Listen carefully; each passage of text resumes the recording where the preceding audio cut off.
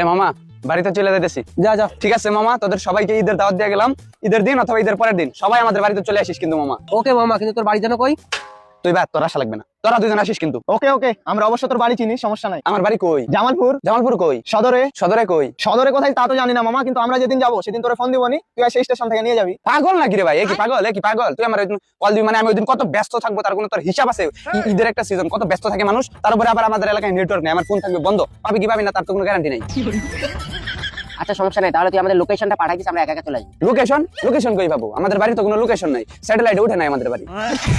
কেন? আরে বেটা, আমাদের বাড়ি হলো অত্যন্ত প্রত্যন্ত অঞ্চলে, বুঝছিস? ওখানে সব মানুষের বসবাসের অনুপযোগী, আর স্যাটেলাইটে আমাদের বাসা খুঁজে পাই নাই। তুই কেমনে বাসা খুঁজে পাবি? তাহলে কেমনে যাবো রে? সেটা তো আমি জানি না কেমনে আসবি, কিন্তু তোরা চলে আসিস, তোদের সবাইকে ঈদের দাওয়াত মামা।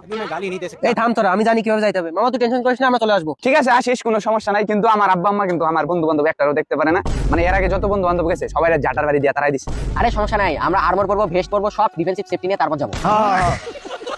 মামা আমাদের বাড়িতে কিন্তু মানে অশুভ অশুভ শক্তির ছায়া আছে, বুঝছস? আমাদের বাড়ির বাইরে যত লোকই আমাদের বাড়িতে যায় সবাই আসর করে। আরে কি বলি, ছোটবেলা থেকে আমার জিনপুরি দেখার খুব ইচ্ছা, তাহলে 2 দিন আগে আসি তোর বাড়িতে। আচ্ছা আসিস, আমার কোনো সমস্যা নাই তো, 2 দিন না 5 দিন আগে আসিস, কিন্তু আমি কিন্তু আমার কিন্তু থাকার জায়গা নাই মামা, আমি মাটিতে মাদুর বিছায় থাকি। আচ্ছা সমস্যা নাই, আমরাও মাটিতে থাকবো না হয়।